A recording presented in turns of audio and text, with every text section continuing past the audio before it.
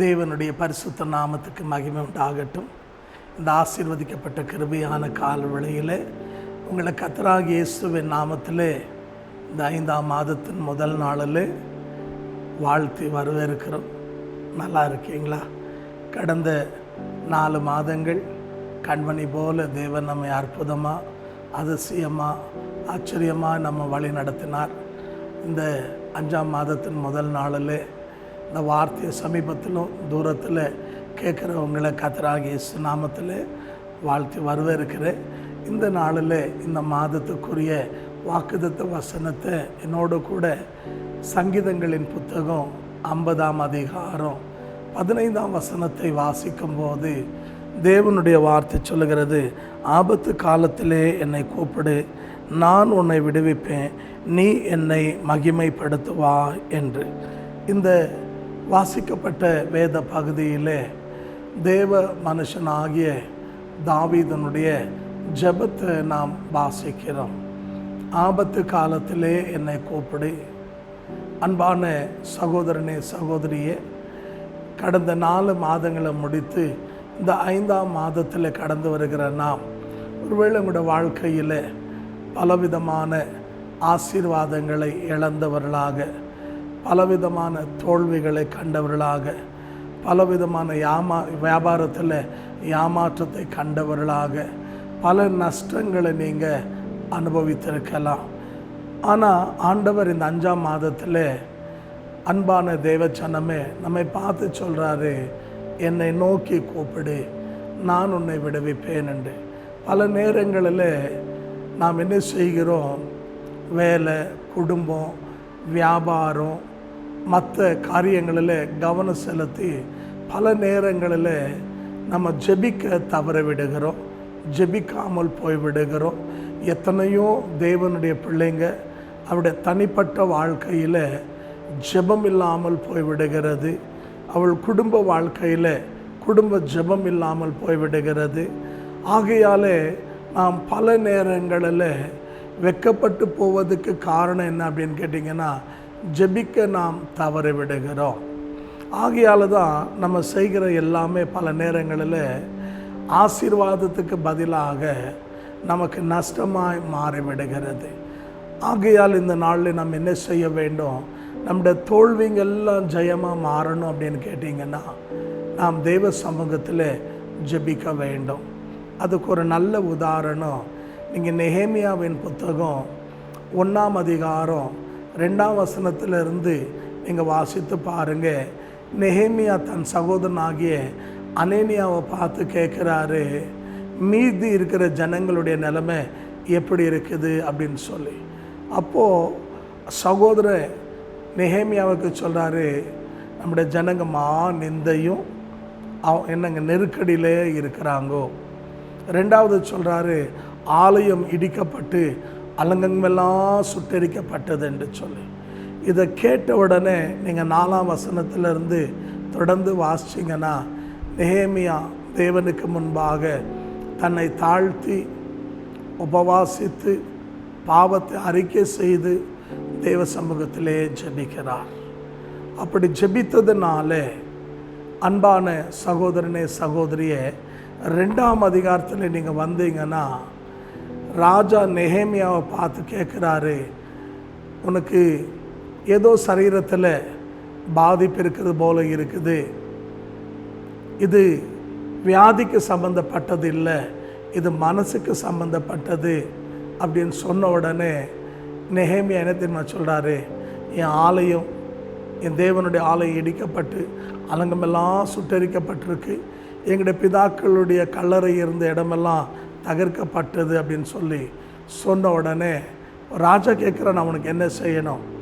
அப்போது நெகேமியா சொல்கிறாரு, நான் போய் எல்லாத்தையும் சரிப்படுத்தணும், எனக்கு சில கால அவகாசம் வேணும்னு.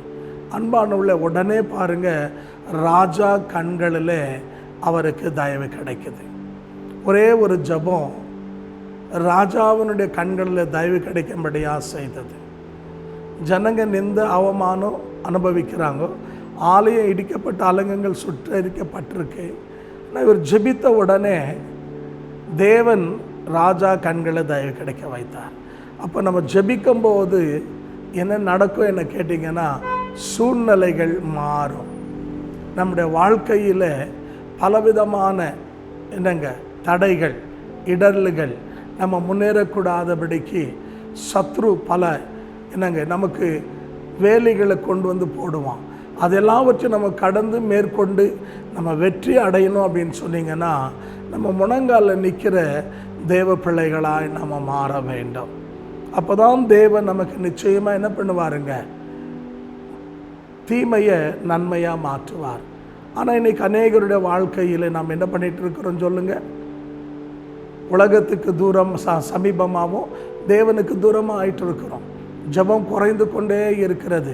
இன்றைக்கி ஆவிக்குரிய வாழ்க்கையில் அனலாக இருக்க வேண்டிய நாமும் இன்றைக்கி என்ன ஆகிட்டு இருக்கிறோங்க, அனல் இல்லாமல் குளிர் இல்லாமல் வெதப்பாக ஜீவித்து கொண்டிருக்கிறோம். ஆகையால் தான் இன்றைக்கி நம்ம வாழ்க்கையில் பல ஆசீர்வாதங்களை தவறி கொண்டிருக்கிறோம். ஆகையால் இந்த 5ஆம் மாதத்தில் எங்கே விட்டீங்களோ அதை மறுபடியும் பிடிக்கணும்னு சொன்னீங்கன்னா, இன்றைக்கி உங்கள் முழங்காலில் நிற்க நீங்கள் கற்றுக்கொள்ளுங்க. என்னோடு கூட எஸ்தரின் புத்தகம் 4ஆம் அதிகாரம் 13-15 வசனம் வரைக்கும் வாசித்து பாருங்கள். அங்கே மொர்தெகாய் எஸ்தருக்கு ஒரு செய்தி அனுப்புகிறார். நீ அரண்மனையில் இருக்கிற, சுகமாக இருக்கிற, பாதுகாப்பாக இருக்கிற, எனக்கு ஒன்றும் ஆகாது அப்படின்னு நீ நினைக்காதம்மா. ஜனங்கள்லாம் அழிஞ்சா அதில் நீயும் அழியிற அப்படின்னு சொல்கிறார். இப்போ நீ சும்மா இருந்தால் யூதர்களுக்கு ரட்சிப்பு வேறு இடத்துலேருந்து வரும்னு சொல்கிறார். இதை கேட்ட உடனே எஸ்தர் என்ன பண்ணுறா தெரியுங்களா? அவளும் அவருடைய தாதிமார்களும் 3 நாட்கள் உபவாசம் பண்ணி ஜெபம் பண்ணுறாங்க. எதுக்காக? ஆமான்னு சொல்கிறான், ஒரே நாளில் 127 தேசத்தில் இருக்கிற யூதர்களை கொன்னுடணும் அப்படின்னு ராஜா முத்திரையோடு உலக நாடுகளுக்கு செய்தி அனுப்பி விடுகிறான். ஆனால் அதை தலைக்கீழ மாற்றுவதுக்காக, அது வாய்க்காமல் போவதுக்காக, அது அவனுடைய திட்டங்கள் எண்ணங்கள் எல்லாம் செயலிழக்க பண்ணும்படியாக அவங்க என்ன பண்ணாங்கன்னா, தேவ சமூகத்தில் ஜெபித்தார்கள். நம்ம ஜெபிக்கும்போது நம்ம அழிக்கணும், நம்ம இல்லாமல் செய்யணும் அப்படின்னு நினைக்கிறவங்க வெட்கப்பட்டு போவார்கள். நீங்கள் எஸ்தர் 5ஆம் அதிகாரத்தை வாசித்து பாருங்கள். அன்னைக்கு ஒரு சட்டம் இருந்துச்சு, ராஜா செங்கோலை நீட்டினால் அன்றி யாரும் ராஜ சந்நிதியிலே வரக்கூடாது. ஆனால் எஸ்தர் சொல்கிறா, என் ஜீவன் போனாலும் பரவாயில்லை, நான் ராஜ கட்டளை மீறி ராஜா சந்நிதியிலே நிற்கிறேன். ஆனால் அங்கே நீங்கள் 5ஆம் அதிகாரம் 2, 3, 4 வசனம் வாசித்து பாருங்கள். ராஜாவின் கண்களிலே அவளுக்கு தயவு கிடைத்தது. தயவு கிடைத்தது மாத்திரமல்ல, செங்கோலை நீட்டுறாரு. நீட்டினது மாத்திரமல்ல, அவர் என்ன தெரியுமா சொல்கிறாரு, என்னுடைய ராஜ்யத்தில் பாதி வேணும்னால கூட உனக்கு நான் கொடுக்குறேன். அப்போ அந்த ஜெபம் என்ன செஞ்சிச்சு அப்படின்னு சொன்னீங்கன்னா, எது முடியாதோ, எது கடினமோ, என்னங்க ராஜா அழைத்தால் அன்றி வேறு யாரும் போகக்கூடாது ஒரு நிபந்தனையை கூட ஜெபத்தினால் என்ன பண்ண முடிஞ்சுச்சுன்னா மாற்ற முடிந்தது. இன்றைக்கி நீங்கள் பல நேரங்களில் உள்ள கணவன் குடிக்காரனாக இருக்கலாம், பிள்ளைங்க கீழ்ப்படியாமல் இருக்கலாம், போராடி கொண்டிருக்கலாம். மாம்சத்தில் போராடாதீங்க. நீங்கள் போராடினா உங்களோட ஆவிக்குரிய வாழ்க்கை கெட்டுடும், குடும்பம் நரகமாக மாறிடும், அன்பான தேவஜன் இருக்கிற கொஞ்சம் நெஞ்சம் சமாதான சந்தோஷம் போயிடும். அதை நம்ம மாற்றணும் அப்படின்னு நினைச்சா நீங்கள் முழங்காலில் நின்று ஜெபிங்க. அன்னைக்கு எஸ்தருக்கு அற்புதம் செய்த ஆண்டவர் எஸ்தரையும் தன் இனத்தையும் தன் ஜனத்தையும் அழிவிலிருந்து காப்பாற்றின தேவன் ஏன் உங்களுக்கு அற்புதம் செய்ய மாட்டாரா? பாருங்கள், மொர்தெகாயை தூக்கு போடுறதுக்கு ஆமாம் மரத்தை ஆயத்தப்படுத்திட்டு வந்திருந்தான். ஆனால் தேவன் பாருங்கள் ஜெபத்தை கேட்டு எந்த மரத்தில் மொர்தெகாயை தூக்கு போடணும்னு ஆமான்னு திட்டமிட்டானோ அதே மரத்தில் அவனையே தூக்கு போட்டாங்க. அப்படின்னா அர்த்தம் என்னென்னா, அவன் வெட்டின குழியில் அவனே விழுந்தான். நீங்களும் நானும் அன்பான தேவ ஜனமே பல நேரங்களில் செய்கிற தவறு என்ன தெரியுங்களா? நம்ம மாம்ச பலத்தை நம்பி மாம்சத்திலே போராடுறோம். ஆகையால் தான் சங்கீதம் 20:7-8 தாவீது சொல்கிறாரு, ரதத்தை குதிரையை நம்புறவன் விழுந்து போவான், ஆனால் கர்த்தரை நம்புறவன் விழுந்தாலும் எழுந்திருப்பான்னு சொல்லி நீங்கள் தேவனை நம்புங்க, ஜெபத்தில் நிலைத்திருங்க. ஆகையால் தான் அன்பான தேவ ஜனமே நம்முடைய முன்னோர்கள், முன்பிதாக்கள், பரிசுத்தவான்கள், அநேக தேவ மனுஷர்களை நீங்கள் உலக வரலாறை பாருங்களேன். அவங்கெல்லாம் சாதிச்சாங்கன்னா எப்படி சாதிச்சாங்கன்னா ஜபத்தில் தான் சாதிச்சாங்க. உலகத்தில் இன்னைக்கு பல தேசங்கள் எழுப்புதல் அடைஞ்சிச்சு அப்படின்னு நம்ம சொல்கிறோம். அதனுடைய வரலாறை பாருங்கள், அவங்க எல்லாம் ஜப வீரர்களாக இருந்திருப்பார்கள். இப்போ ஜபத்தினால் ஆகாதது ஒன்றுமே இல்லை. நீங்கள் 1 சாமுவேல் 1ஆம் அதிகாரம் 5-7 வசனம் வாசிச்சு பாருங்கள். அண்ணால பிணைநாள் சொல்கிறா, பிள்ளை இல்லாத மலடி நீ அப்படின்னு அவமானப்படுத்துகிறாங்க. அதுக்காக அண்ணா என்ன பண்ணல தெரியுங்களா? தற்கொலை பண்ணிக்கல, தப்பான முடிவு எடுக்கலை, என்னங்க தேவனை தூசிக்கலை, பின்மாற்றம் அடையலை. தேவ சமூகத்துக்கு வந்து 10-12 வசனம் வாசிச்சு பாருங்கள். அழுது ஜெபித்தாள். அன்பான சகோதரனே, சகோதரியே, எங்கே அவமானப்படுத்தப்பட்டாலோ, எங்கே அற்பமாக அலட்சியமாக எண்ணப்பட்டாலோ அதே இடத்துல கர்த்தர் அவளை கனப்படுத்தினார். ஏன்னா ஜெபிக்கிறவன் நான் தைரியமாக சொல்லுவேன், சரித்திரத்தை தலை குனிந்ததா வரலாறே இல்லை. இன்னொரு வார்த்தை சொல்லணுன்னா, நீங்கள் மற்றவங்க காலில் விழுறதை காட்டிலும் தேவனுடைய காலில் விழுங்க. மற்றவனுடைய காலை பிடிக்கிறத காட்டிலும் தேவனுடைய பாதத்தை கெட்டியாக பிடிச்சிக்கங்க. கண்டிப்பாக நிலைமையை தேவன் மாற்றி உங்கள் கண்கள் காணும்படியாக அற்புதங்களை செய்வார். ஒரு குழந்தையை பெற்றெடுக்க முடியாத இருந்த அன்னாளுக்கு தேவன், அன்பான தேவ ஜனமே, ஒரு சாமுவேலை கொடுத்ததுனால தேவ வசனம் சொல்லுது 1 சாமுவேல் 2:21 3 பெண் பிள்ளைகளும் என்னங்க 3 ஆண் பிள்ளைகளும் 2 பெண் பிள்ளைகளை கொடுத்தாருன்னு சொல்லி. அன்னாளுக்கு மொத்தம் எத்தனை பிள்ளைங்கன்னா 6 பிள்ளைங்க. ஒன்றுக்கே வழி இல்லை. ஆனால் அந்த ஒரு ஜெபம் அவள் வாழ்க்கையில் அற்புதம் சேர்ந்துச்சு. இந்த வார்த்தையை கவனிக்கிற என் அன்பு தேவ ஜனமே, நாம் தேவ சன்னிதானத்தில் என்ன செய்ய வேண்டும் என்று சொன்னால் ஜெபிக்க வேண்டும். ஆகையால் தான் ஆண்டவர் மத்தேயு 26ஆம் அதிகாரம் 38-42 வரைக்கும் வாசிச்சிங்கன்னா ஆண்டவர் சொல்ல, நீங்கள் சோதனைக்குள் பிரவேசிக்காதபடி 1 மணி நேரம் ஜெபம் பண்ணுங்க அப்படின்னு சொல்லி. மனுஷனுக்கு பாருங்கள், ஆண்டு 24 மணி நேரம் கொடுத்துருக்கிறாரு. ஆனால் அதில் ஆண்டவர் நம்மகிட்ட எதிர்பார்க்குறது எவ்வளோ நேரம்னா 1 மணி நேரம் ஜெபம் பண்ணுப்பான்னு. ஆனால் இன்றைக்கி நம்ம இந்த 1 ஹவர் ஜெபிக்க முடியாமல் தடமாடிட்டு இருக்கிறோம். ஆகையால் தான் நம்ம வாழ்க்கையில் நம்ம அடுத்த லெவலுக்கு, அடுத்த படிக்கு நம்ம முன்னேறல.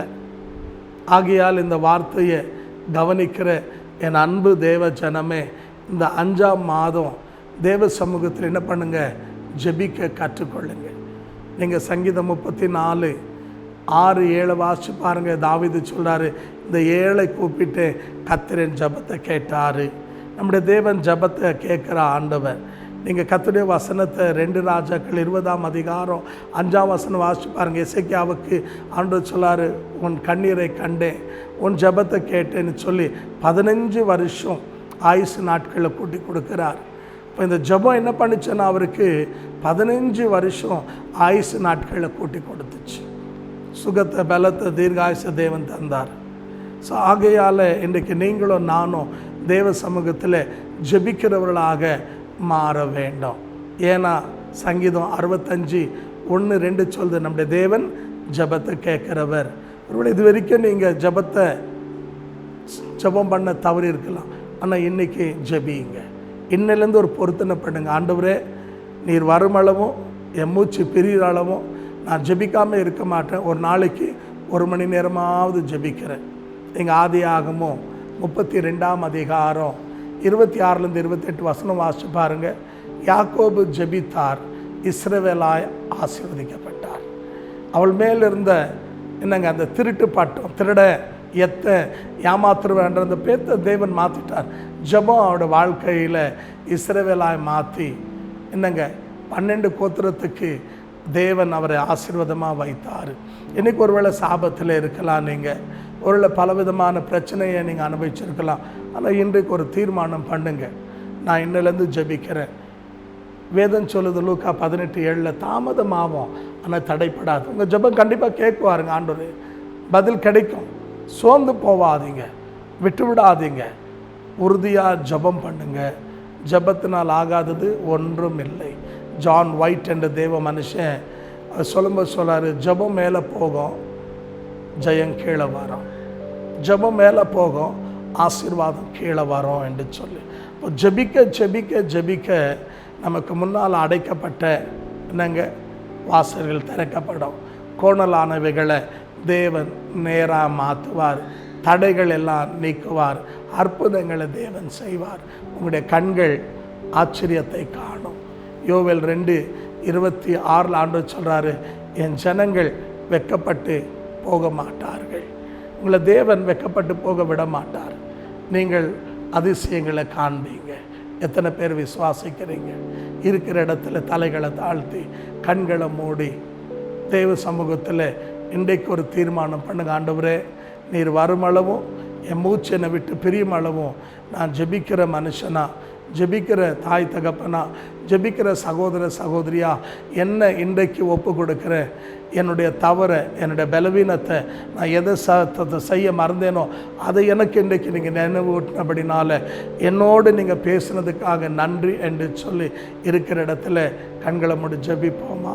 எங்களை கிருபையாய் நேசிக்கிற நல்ல ஆண்டவரே, இந்த கிருபையான கால வேளையில் 5ஆம் மாதத்தின் முதல் நாளில் ஜெபிக்கும்படியாக ஆண்டவரே, இந்த நாளில் என்னோடு எங்களோடு நீர் பேசின நம்முடைய கிருபை நிறைந்த வார்த்தைக்காக நன்றி. சமீபத்திலும் தூரத்திலும் இந்த வார்த்தை கேட்குற என் அன்பு தேவ பிள்ளைகள் பலவிதமான நஷ்டங்களையும் ஏமாற்றங்களையும் இழப்புகளையும் தோல்விகளையும் நிந்தைகளையும் அவமானங்களையும் தாங்கி அன்றை என்ன செய்யணும்னு தெரியாமல் போராடிட்டு இருக்கிற நம்முடைய பிள்ளைகளுக்கு நீர் ஒரு அற்புதத்தை செய்யும். அன்னைக்கு நெகேமியாவுக்கு ராஜாவினுடைய கண்களில் தயவு கிடைக்க வைத்தது போல இவங்களுக்கு தயவு கிடைக்க வையும். எஸ்தருக்கு அன்றைய மொர்தெகாயை அழிக்கணும்னு நினச்சவனுடைய கையிலிருந்து தப்பு வைத்தது போல இவர்களையும் தப்பு வையும். அன்றைய அண்ணாளுடைய மலட்டுத்தனத்தை நீக்கி அவளுக்கு பிள்ளை பாக்கியத்தை தந்தது போல இந்த வார்த்தை கேட்குற மக்களுடைய கர்ப்பங்கள் திறக்கப்பட்டு பிள்ளை பாக்கியங்களை கட்டளையிடும். யாக்கோபை இஸ்ரவேலாய் ஆசீர்வதித்தவ ஒவ்வொரு பிள்ளையும் ஆசீர்வதியும். எல்லா துக்கங்களையும் எல்லா வறுமைகளையும் பற்றாக்குறைகளை நீக்கி என் ஜனத்தை ஆசீர்வதிப்பீராக. தொடர்ந்து வழி நடத்தும் இயேசுவின் நாமத்தில் பிதாவே, ஆமென். தேவன் உங்களை ஆசீர்வதிப்பார். இந்த வார்த்தையை சமீபத்திலும் தூரத்தில் கேட்குற நீங்கள் ஒருவேளை உங்களுக்கு ஜெப குறிப்புகள் இருந்தால் எங்களோடு நீங்கள் தொலைபேசியின் வழியாக தொடர்பு கொள்ளலாம். இல்லாவிட்டால் கமெண்ட் வழியாக தெரியப்படுத்தலாம். ஒருவேளை இன்றைக்கி தான் நான் முதல் தடவையாக பார்க்குறேன் அப்படின்னு சொன்னீங்கன்னா லைக் பண்ணுங்கள், ஷேர் பண்ணுங்கள், சப்ஸ்கிரைப் பண்ணுங்கள். உங்கள் நண்பர்களுக்கு இதை நீங்கள் ஷேர் பண்ணிங்கன்னா அவர்களும் இதனுடைய ஆசீர்வாதத்தை பெற்றுக்கொள்ளுவார்கள். அது மாத்திரம் அல்ல, இந்த 1ஆம் தேதியிலேருந்து 21ஆம் தேதி வரைக்கும் 21 நாள் 21 தேவ மனுஷன் உபவாசித்து ஜெபிக்கிற இந்த நாட்களில் 21 தேவ மனுஷன் தேவனுடைய வார்த்தையை கொண்டு வருவார்கள். ஆகையால் சமீபத்தில் தூரத்தில் கவனிக்கிற நீங்கள் ஜெபத்தில் வந்து பங்கு பெறலாம். ஒருவேளை எங்களுடைய விலாசம் உங்களுக்கு தெரியாமல் இருந்தால் கீழே உங்களுக்கு அன்பான தேவ ஜனமே விலாசத்தை போடுவார்கள். நீங்கள் அதன் வழியாக எங்களோட தொடர்பு கொள்ளலாம். நாங்கள் உங்களுக்கு வர வேண்டிய பாதையை காட்டுவோம். தேவன் உங்களை ஆசீர்வதிப்பார். ஆமென். For further details and prayer support, contact Crown of Life Ministries, India, Bangalore, Karnataka 56046. Our phone number 08023433120. Email us at crownoflifeindia1@gmail.com. Our website www.crownoflifeministriesindia.org.